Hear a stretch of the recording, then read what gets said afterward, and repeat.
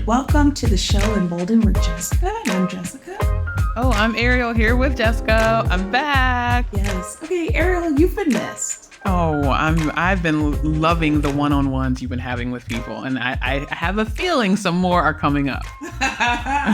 So today we're going to be talking about emboldened with fashion. So I just think this is so timely because of the seasons are changing, our wardrobes are changing. And I love this whole idea of with the seasons transitioning, this transitional time. And I feel like during transitional times, we put a lot of focus on fashion and our style. And I swear, like the past, year and a half, I think with Beyonce's Renaissance tour and Taylor Swift's Eras tour, like people are putting so much emphasis on styling when they go to the concert. Yes. That's like transitioning into just everyday life, how people are just putting more thought into how they look. For sure. I just went to see Usher in LA and I thought I was going to wear a dress. And then when I told my sister, she laughed for a good 2 minutes. And What did you wear? That's when I realized I probably should have worn the dress I was thinking about wearing. So then I Googled Usher outfits and I saw some ideas and I was like, okay, what is going to be important for me going into this? I'm going to be out for a really long time. I want to be comfortable. I want to have a good time. So instead of like focusing so much on what it was that I wore, I wore something that I was going to be pretty comfortable wearing and like walking in. I still look good. Although when I got dressed, my sister was like, "Are you going to change?" And I mean, dare I say, we were talking before we started recording this podcast about style and fashion, and it sounds like you just embraced your own personal style for going out. Could that be right? Well, that's what my sister was saying. Like, she thought that because I like wearing dresses and I wasn't wearing a dress, I was in jeans and a t-shirt, that I wasn't wearing something that was me. But I do love wearing dresses, which interestingly enough, I think people get treated very differently based on how they show up. Over the years, I just enjoyed wearing dresses. Like, I think they're comfortable, and I do notice a difference in the way that I'm treated. Now, I don't mind wearing jeans and like a cute sweatshirt or something like that, but what I was really going for at this concert was I wanted to be able to move, and I just wanted to be comfortable and like... I'm sure it was fine. It was fine. I had a great time, and that is what matters. I had like the time of my life.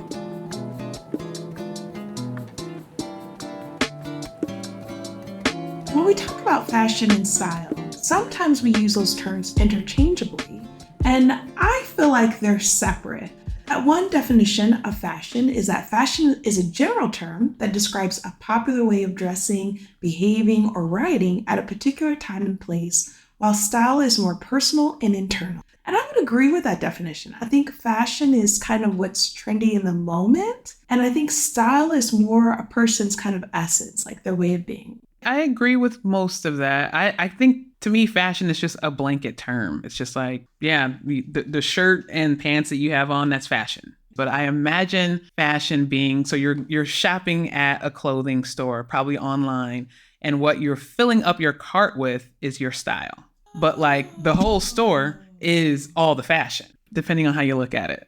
That makes sense to me. Okay, because when I pull some good looks, sometimes I'll be like, the fashions, the pieces are the fashions. Yes. And then you start to break things down and how you put things together, take things apart for yourself. Usually that's when you start to embrace your own style, or just a style of like, if you're dressing like, I want to look like a 1970s bohemian goddess, like that's the style you want. So yeah, that makes sense. So we're curious about what your definitions of fashion and style are. And if you want to share on social media, feel free to let us know, or to email us and let us know how you view style and fashion.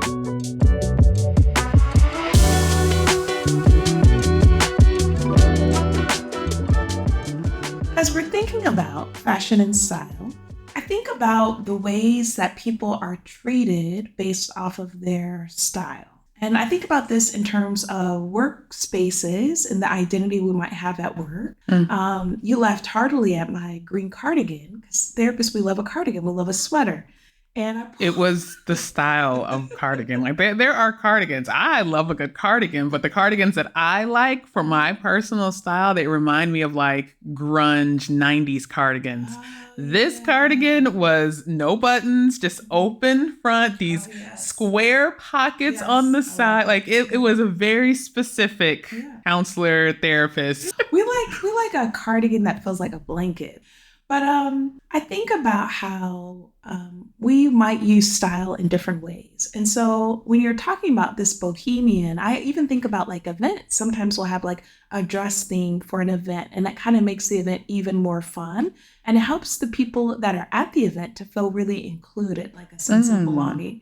Because now we have this thing that unites us, even if we don't necessarily know everyone. And so I just think that style can be used for so many ways to fit what our needs might be. And also, I guess on the other side of things, this whole argument of style, especially in certain settings, of whether it's appropriate and not appropriate. I think of the discourse on being a corporate person, a corporate woman, and if you can wear shorts or not in the office. I think of poster girl dresses, going to brunch on a Sunday. So what's appropriate, what's not appropriate.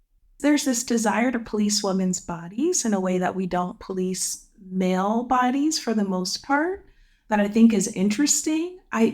There's a part of me that's old-fashioned and feels like there is a time and place, but like a poster girl dress at brunch, I feel like you're grown and you're going to brunch. I don't see anything wrong with it. Like if you feel confident and gorgeous and what it is that you're wearing, I don't see how that is. I don't know, because again, right, someone might say at brunch, you can have kids there. And to me, that's still very different than me being an educator or a therapist working one-on-one with a student. And I know I'm going to be working with students all day long and I'm dressed like that. When I decide what I'm going to wear to brunch, I'm not thinking about whose children are going to be there. True. I mean, you've taken them to a place with a DJ. You already know what you're going to get, right? Like when we're going to Chicago and I'm with my niece and my nephews, there are brunch spots I'm not even considering going with because I just know that's not the environment for them. And I think that comes down to parenting, right? When I'm in an authority space and I'm the therapist or I'm the educator, I'm not going to put my students in a position where they feel uncomfortable. But yeah, I don't know. I just think there's such a desire to police people's outfits and bodies, kind of like the woman on TikTok who was talking about Gen Z going out and not wearing cute shoes. Oh, yeah, the heel. And then were they heels? Is that what we're calling those? Because I mean, it's another argument about is a wedge a heel? Right. Right. And like, who cares? For me, I'm at a stage in life where my style is really designed around what makes me feel comfortable and confident. And I can feel confident in almost anything, not a brown paper bag, although I could style it. True. But it's also like being confident in yourself and also being confident in whatever location you happen to be at and wherever you happen to be. So there's just levels to the confidence. And can you be comfortable with how you are dressed? Absolutely. And why don't we have these poster girl dresses conversation when we're looking at guys in joggers, and they're great joggers? I think there is, it's not as overt of a conversation, but with men, and by not being one, I don't know for sure, but there are conversations with their fashion and their style, because I think of not to the gray joggers or gray sweatpants, but even to wear jeans on certain days. Like they've been regulated to only wear it on casual Fridays, but during the week they have to wear like khakis or dress slacks or something. So I believe men encounter like the smallest portion of this. True. I think it looks a lot different. And then how does this show up for folks that are non-binary? You know, in terms of the ways that folks expect you to present. One of the things I've heard from folks who are non-binary is this outside perspective of you should be more gender neutral, and non-binary doesn't need to mean that, right? And so like this idea that we have of what people are supposed to show up as or look like, I don't know. I think once you embrace your style, you're less worried about that and you're more concerned with how you feel in the clothing that you're wearing. And certainly some of that has to do with the spaces you're going to be in. But I think there's a shift that happens. So, one of the things that comes up sometimes is, do you need to spend a lot of money to be fashion, to be stylish? What are your thoughts on it? No, just because there are so many options for thrift stores, especially if you've grown up in a household where there are multiple children, hand me downs. It's just part of life. So, Yes. no, you don't need tons of money. Mhm. It can help with certain things, but also it just depends on what kind of style you're going for. True. Yeah, that's true.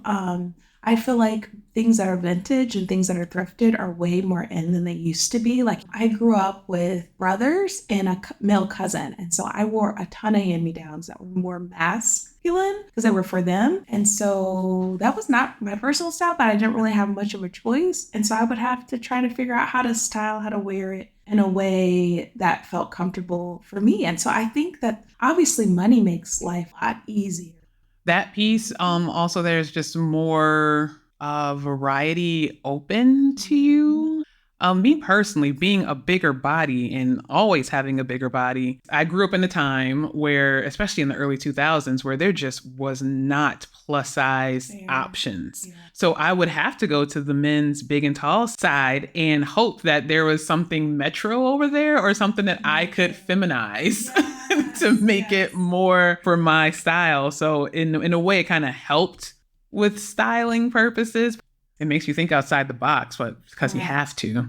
I even feel like in the conversation we had with Lisa Holmes, and Lisa was talking about how her style has changed over the years as she's been able to afford a little bit more to be able to be more creative.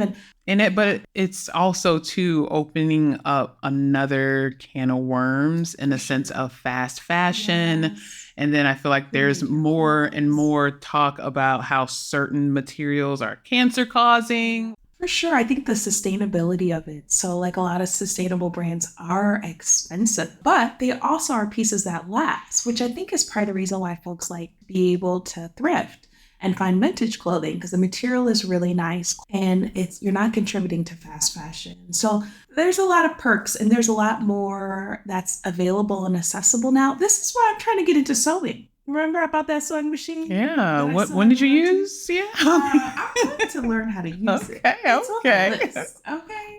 Because the other thing that I think makes a huge difference is the way things are fitted on you. So, in terms of like, is it designed for your body? And not necessarily like, oh, because I may be pear shaped, only A line works for me. No, fit it to my body in a way that it feels nicely like tailored so that I feel comfortable and confident in it.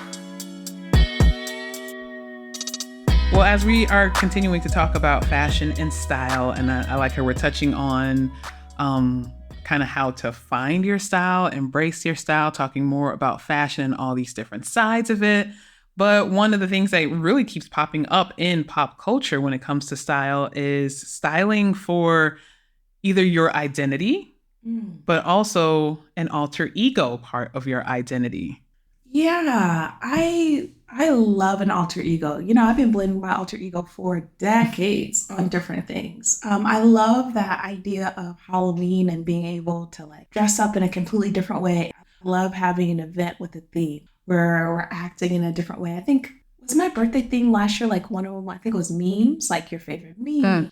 I just think that's fun and it invites playfulness. And life is difficult. Mhm. And so to be able to invite in levity and playfulness is just something I try to incorporate in the work that I do, but just in my personal life to be playful. I mean, we can be childlike and not childish. And so I love an alter ego moment. I love an opportunity to dress up. And like I mentioned earlier, I think that when we do something as a group, it now connects and bonds us in a different way. And now when we think about this event, we're also thinking about the outfit that we wore or the voice that someone talked in or I don't know, it just brings in a little bit of levity. And I think it also, if you let it go past you just dressing up, it can tap into different parts of your personality that maybe you haven't felt comfortable to share or you just don't share. But in the end, if you can blame it on alter ego, Hmm. then yeah, why not dress up and get like a blonde wig on and just do what Yes. you want to do? So something that is totally not your style, but your alter ego embraces Yes. all of it. So it's just something to try out. Absolutely. I think that that is extremely fun and explorative. I mean, we think about little kids and like playing like dress up, and dress up even might include like them being a doctor or them dressing up as like a firefighter. Like, there's just so many ways for us to kind of try on different things and see what we like and what we don't like. And I don't know. I just think that we should encourage that. I love blaming things on my alter ego.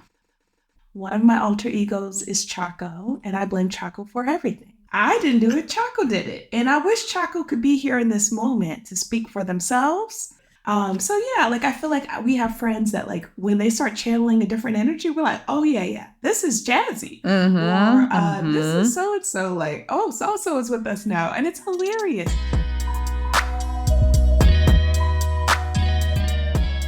I don't think anyone is monolithic in the sense that there's these different sides of all of us. And so allowing those in counseling or in psychology, we might call them like different, like alter, these different parts work, like the movie Inside Out, where, you know, there might be a protective side of us that doesn't want us to be hurt. There might be like this little kid side of us who like really wants to have fun, or there might be a side of us that feels really strict about the budget. Like, we have these different parts for a reason. They each kind of serve a purpose, and allowing them to kind of come out and be in ways that are playful and feel good, I think are really important for our wellness and for our happiness.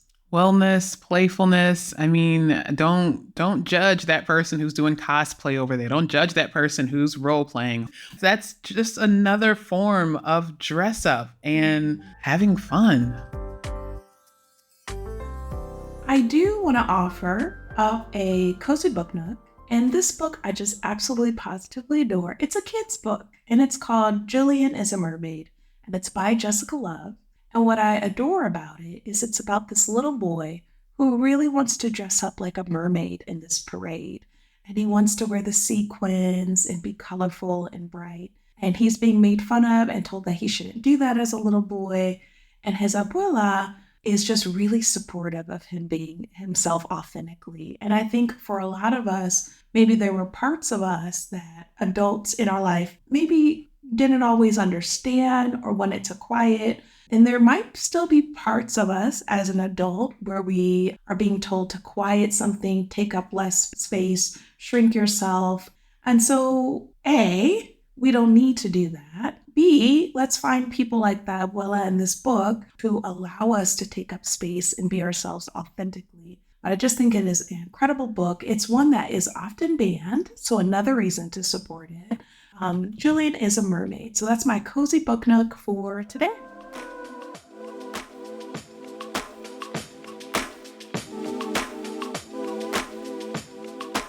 All right. So, in honor of what we're discussing, I invite you to listen in on a wonderful interview that I did with Justin Michael Hendricks, who is an educative, a creative, and an activist about fashion and style and about ball culture.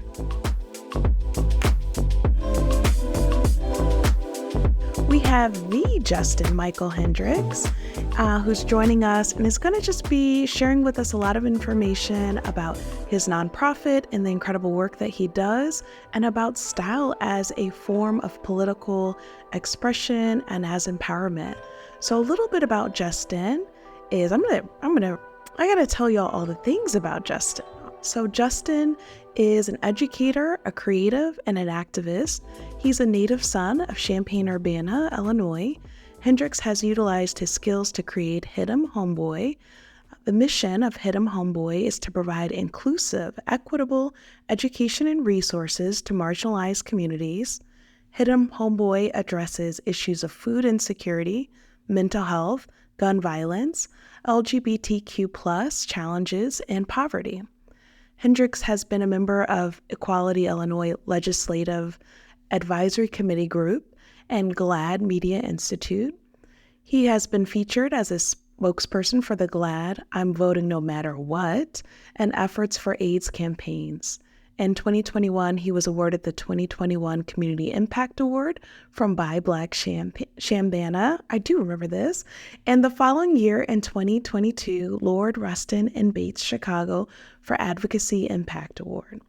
Justin Michael Hendricks believes in education, advocacy, and community culture is the key to open more doors in the future. Justin, thank you for joining us. Thank you for the invitation. I thank you for so much. I really do appreciate this time being here. Absolutely. So, for many, dressing for oneself rather than the gaze of others is an act of resistance. So, a lot of times people might be dressing for the gaze of the folks that they're attracted to. They might be dressing for the gaze of those at work.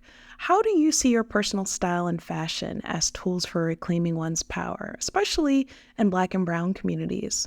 Well, what I can say is, for one thing, I'm very humorous before we start this interview. And when you were reading the questions to me just now, and you were using the word gaze, Mm-hmm. just me being me, I'm going into saying something very funny, like we like to kiki, like gaze. Yes, I'm not but mad we at mean that. but we mean gaze as in Gaze, as in the eyes, the smiles, Tyra Banks. But yes. Ooh, Um, yes. Uh-huh. Yes, yes. So I would say, when it comes to my own personal style and fashion and how I see it, my personal style is something I would say is comfort. It's creative, it's cool, yet it can be conforming to any community. I think of Little Kim when she says that she's like a chameleon, a chick with over 1,000 looks. I feel like I'm a person with Oh, has many layers to myself, and I'm always dressing for the occasion. However, I am a personal style of a mood board, and I feel however I want to feel, but also, no matter what, we know the mood of fashion is very evident. So that is what yes. I will say is my personal je ne sais quoi in my personal style. So yes, creative, comfort, and cool. Mm-hmm. And also what I'm hearing is it evolves. It evolves for what your needs are for the day. Yes, and I mean, as fashion elevates and changes and reinvents itself, we too, as people, should be doing that ourselves. Just in our daily breathing and daily life, and fashion is one way that we use it to show up as in our most authentic selves. And I believe with fashion, that's something that's very important for me personally. When I do show up, I'm always going to be creative. I'm going to be cool. I'm going to be comforted, and I'm going to be very comforting with my outfit. Yeah, I think about the mission of Hit 'em Homeboy around mental health, and we know that how we're feeling in clothes, whether we're feeling confident, but also us feeling comfortable in our bodies, is so important. And so while style is important, also just feeling comfortable in a way where we're not looking tore up, like we rolled Yeah. out of bed, but being aware of like the materials that we have on, the fabric that we're wearing. Is it breathable? Are we wearing layers in a way where we can be comfortable in a room where we're not in control of the temperature? I think that has a huge piece of it in terms of like healing and embodiment also that you're speaking to. Yeah, and I will say one thing for sure, to go a little bit further with your tap into fashion and social justice, and the blackness of it all. I go into basically thinking about like the civil rights time, and then even Mm, into the Black Panther Party, and even to now. If you look mm-hmm, at it, fashion has always been a part of the movement and of the culture. There's mm-hmm. always a look to it.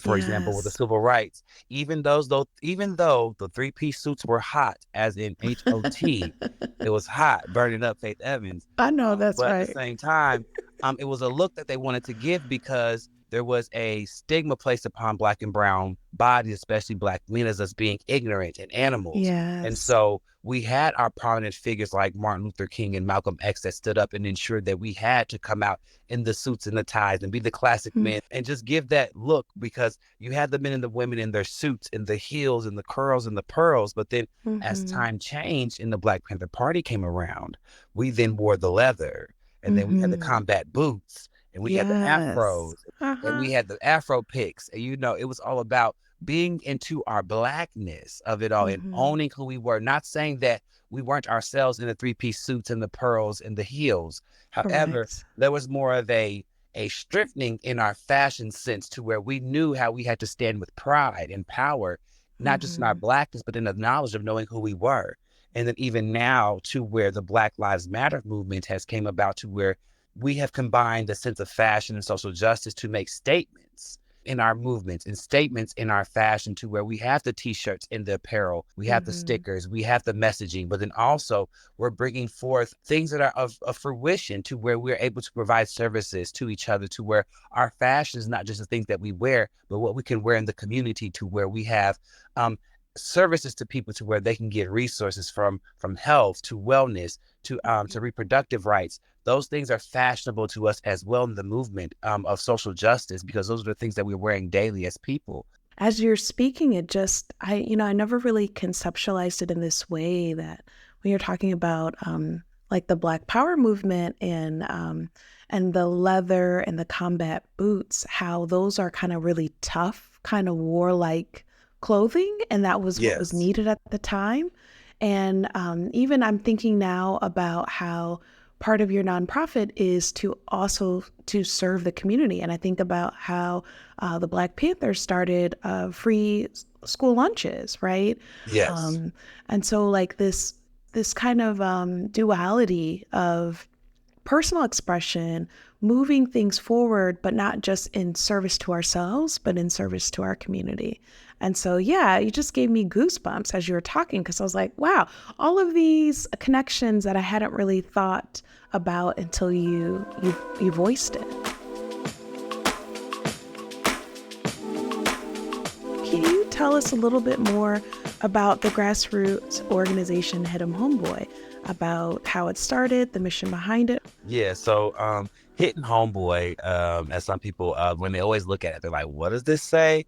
It's hitting homeboy. So HIT. Mm-hmm. So hit and then N by itself, the letter N, and then homeboy. Basically, it's like a play on words, or like no different than someone saying, oh, the girl next door or the boy next door or America's Mm-hmm. sweetheart. It's a way of me introducing the world into a culture that is never seen as being accepted. And also being something that is going to be something very different. So it's going to hit you over your head. So when it comes to you, it's something that's very, very cultivating, but also very cultured. So when I created Hitting Homeboy, I was at the end of my advocacy phase in St. Louis, Missouri. Oh, And okay. a lot of the work I've done in St. Louis, Missouri was geared around a lot of health and wellness for Black and Brown, queer, and trans people. And Okay. so just being in that space and understanding that this is important for us, we have to learn to advocate for us. And that's when I learned about the backside about data collection and how it's more so about stigma as opposed to support. And then when I returned back to Champaign, um, after the unfortunate murder of Michael Brown, I then wanted to go more really in depth in my advocacy and understanding that I have a voice, and with my voice, it is something that can help others, and creating a space, because I do not see spaces for Black and Brown, queer, and trans people, Black and Brown, queer, and trans adults, elderly people, youth, and we need those spaces. And not saying that all spaces of queer and trans acceptability is not available. However, there are times when we have to then go into our spaces and have our own conversations. Yes. And that is what I find is important to me when I lived in St. Louis, Missouri, is that that was very key to me in learning about my historians like James Baldwin, like I said, like Bayard Rustin, learning about people that I never knew that existed, Marsha P. Johnson, and learning about Mm-hmm. these people that I never knew that were creating space for my Black queer self as a young boy Mm-hmm. growing up, to then learning about people in film and television, and then learning that we too exist. And so when I went Yes. back to Champaign, Urbana, I use Hitting Homeboy as a tool in the midst of social justice.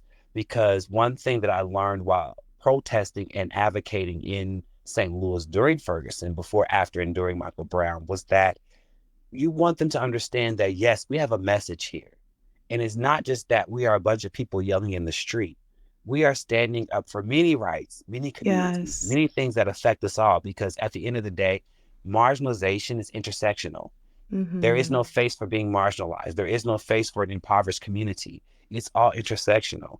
And so with that being said, Hitting Homeboy basically, as you read earlier, is about ensuring that we have inclusive, equitable education, and we have resources to marginalized communities.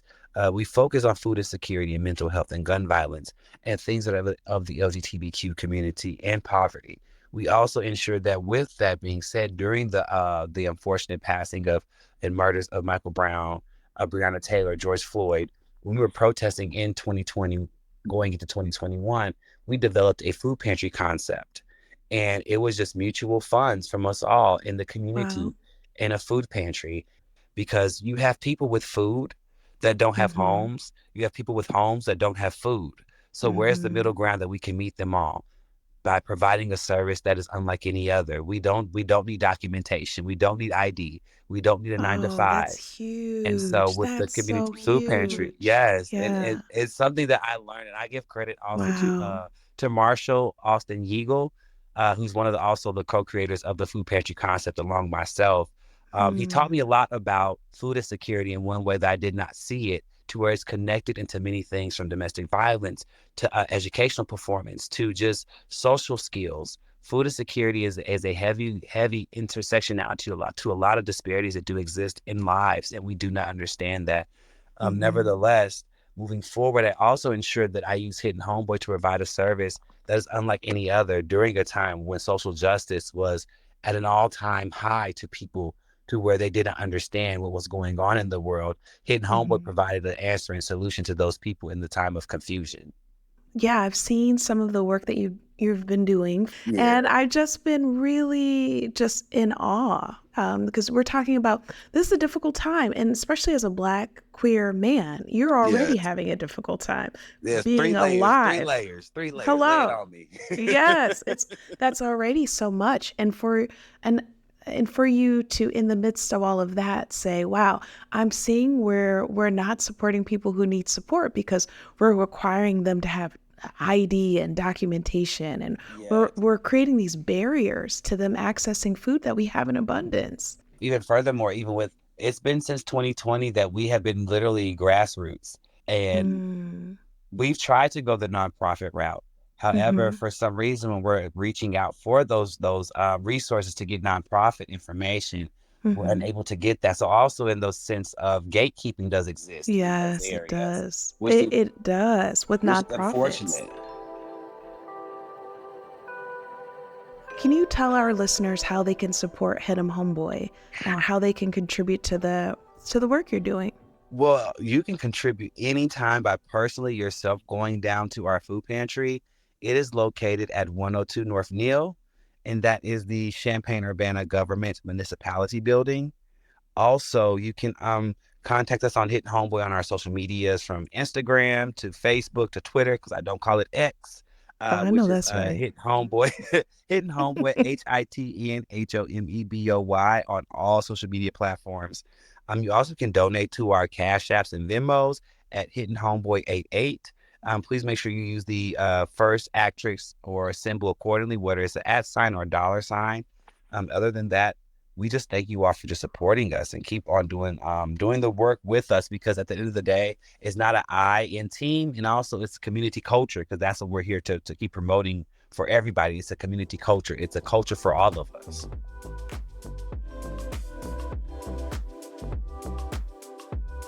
So this is super exciting. Okay, the scream I scram when I saw that you were hosting a Be Yourself ball, and I mean there Yes. were. I was like, wow. I remember you talking about ball culture years ago, Yes. and so there were these amazing categories that blended, paying homage to LGBTQ figures Yes. and around safe sex and glitz and glam. You were able to secure these amazing local partners to help, raise awareness about the event. Can you share with us, what inspired you to do the ball? Well, I just want to begin by saying I want to thank all the sponsors from the City of Champagne's Equity Engagement. I also want to thank Public Health. I want to thank GCAP. I want to thank Sway Seattle. I want to thank also the many different partners, especially Emboldened with Jessica, also for providing a space of sponsorship for us and ensuring that we as Black and Brown, queer, and trans people can showcase our pride our way. The ballroom scene itself is a subculture of the underground spaces of Black and Brown, queer, and trans folk from the late 1980s. It was created in a sense of resistance against racism and everything that was discriminatory at the time, um, especially with growing up in impoverished communities such as New York City. From there, ballroom to me, I would say ballroom is a space of resistance against sexism. It's against racism, homophobia, transphobia, religiosity, and classism. We gather in this space of spirited competition and community where love is the message and family is embraced. Ballroom by houses and ballroom by relationships are seen in films like Paris is Burning, also shows like Yes. Pose. Um, Ballroom is a space where we are inspired and we are able to be ourselves and escape in the space of competition, but also friendly spirited competition in everything that is Black and queer and trans. And I'm paying homage to the great fashion houses such as Chanel and Vuitton and La Vin, which I'm a part of, the House of La Vin. Shout out to the House of La Vin. Oh, I did Yes. not know. Yes. And so just knowing that even Balenciaga and how fashion has also been a part of Black and brown, queer and trans people from our historians such as Patrick Kelly, who's one of the first Black fashion designers, to Andre Leon Talley, who we all know. And furthermore of spaces in fashion, how we as just Black and brown, queer and trans people have been around for years, unlike any other. When we look into these spaces and historically how we've been in these spaces, you have Yes. Queen Latifah's Coming to My House, which had Vogue in it Yeah. before Vogue came out by Madonna. And so it's Mhm. like we've been a part of Black history. We've been a part of hip hop culture since the Mhm. beginning. And doing this ball, as in most spaces when they provide a ballroom aspect, we want to ensure that our culture is represented. We have to understand that ballroom is a space of advocacy also for us to ensure that we uphold the integrity to understand that this is our space.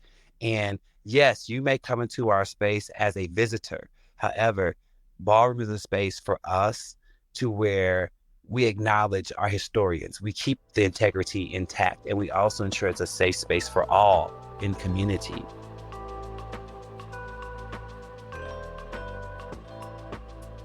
And so ballroom is that to me. And when I was able to bring that here to Champaign-Urbana, ballroom is very rare to happen in these spaces, It especially is. where Champaign-Urbana is a very drag heavy city. It is Mhm. respect and love to all the drag performers. And so I was very Yes. excited because ballroom is a space for everyone, but also ballroom is a space to understand that this is history. And this is something that we uphold since the days of the drag balls from back in the day. And that's where this all came from. And so when you see ballroom, you're looking at history that has happened over time. And you're looking at Correct. history in dance. You're looking at history in social justice. You're looking at history in providing a safe space of community. And so that's what ballroom is, and the Be Yourself Ball was all about. Thank you on behalf of our community for all of the incredible work that you're doing and for bringing ball culture to the Midwest where we were Yes. lacking. Yeah. I don't want to give credit to say the Midwest. Ballroom has been the Midwest for years in Okay, Chicago fair. and in Mhm. St. Louis and in Kentucky, because ballroom has different regions. So shout out to all of the pioneers of that. But however, I am the first in my own city of Champaign-Urbana to be the Okay. one. So I'll take that Oh, that's icon right. pioneer Okay, status for that. yes. I, But I I'll, love that. but what I Thank will say you. though, to not to keep continuing, we will have another ball next year. So I do want to let Yes. people know that. So save the Hmm. date for next year's Pride, the Be Yourself Ball of next year in 2025. You do not want to miss out. Yes, our theme next year will be queer in film.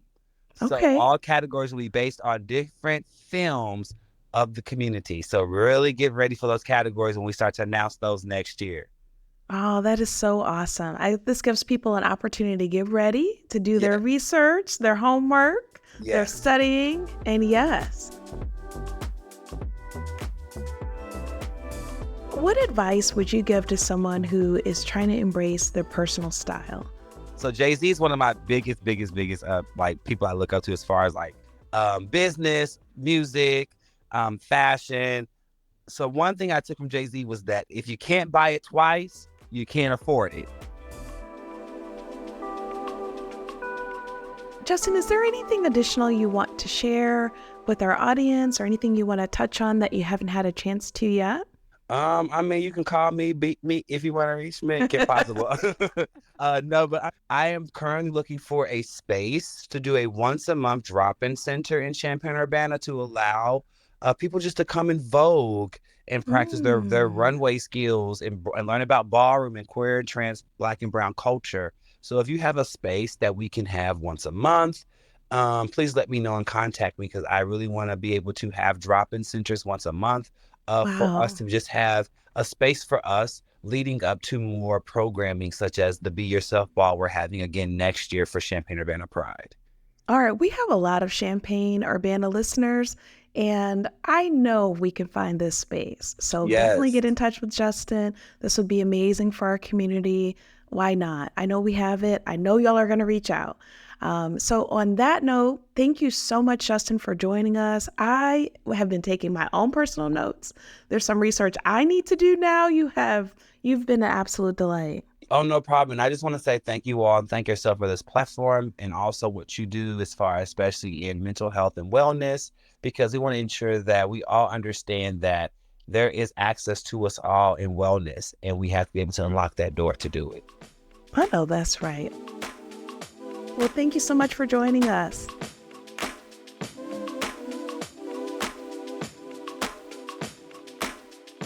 Are you enjoying the show? Subscribe and review to let us know what you think. And share this episode with a friend in your favorite podcast app. Thanks so much for listening to Emboldened with Jessica. If you want to keep up with us, follow Emboldened with Jessica on Instagram or Facebook. Until next time.